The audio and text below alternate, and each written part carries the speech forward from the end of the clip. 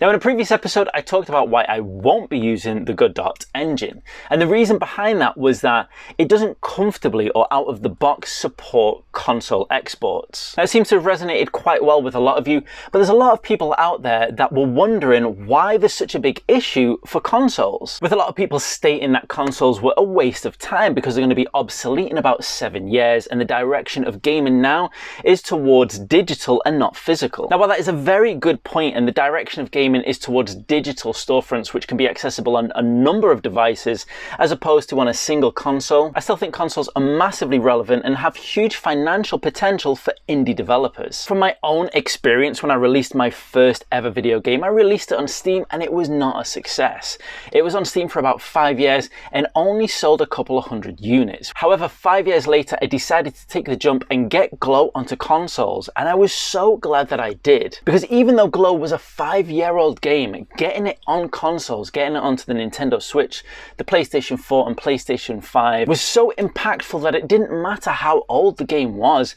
It absolutely obliterated the sales that I made on Steam and changed Glow from a failure to a success for me personally. And that change happened over the course of a year, not 7 years. So people who say consoles will become obsolete in 7 years' time, even if that was true, then it doesn't make a difference, because as indie developers, we're not looking to make our game make money over 7 years. We know that's not how games sell. The biggest number of sales for indie games comes in the early part of its life cycle. And yes, long tail is very important, and we need to find ways to try and ensure that the long tail of our game is still financially profitable. But just think how many games, other than a very select few, continue to sell beyond 7 years' time. As indie developers, we should be looking to try and create gaming experiences and getting it out to the public in as short a time frame as possible, ideally in about a 6-month window. That way we can keep on the ball and keep on producing great content that makes us money and enables us to keep on living our game development dream. So in the course of 7 years' time, you could be looking at releasing anything between 14 and 20 titles. Now that might sound like a bit of an exaggeration, but let's just half that. Let's say you were looking at releasing 10 titles. Those are 10 different opportunities, 10 different games that you could hopefully find your success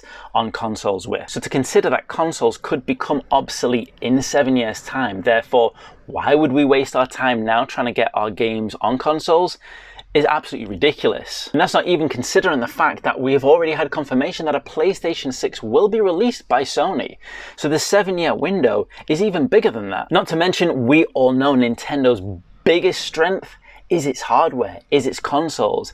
It's the uniqueness that it can put into its hardware. If we look at devices like the DS, the dual screen, the 3DS, the 3D aspects of it, the Nintendo Switch, the docking and the portability of that console, all the strength of those Nintendo generations, and I haven't even mentioned the Wii, come from its hardware. And so, okay, we could state that consoles are going to become obsolete, meaning that games can be played on any type of device, but that ignores the fact that we have Nintendo, which focuses so strongly on these unique aspects of their hardware that can't be emulated in any other device. So even if we consider Xbox and Sony might give up on their console race, I'm pretty damn certain we're still going to have Nintendo banging around for a long time, giving us awesome hardware. And anybody that's close to the indie game scene on consoles knows that the Nintendo Switch was an absolute haven for indie devs in its early days, making me pretty confident that the same can be said for the Nintendo Switch 2 or whatever comes next. So my biggest advice to you from my personal experience is that if you are an indie dev and you are looking at trying to maximize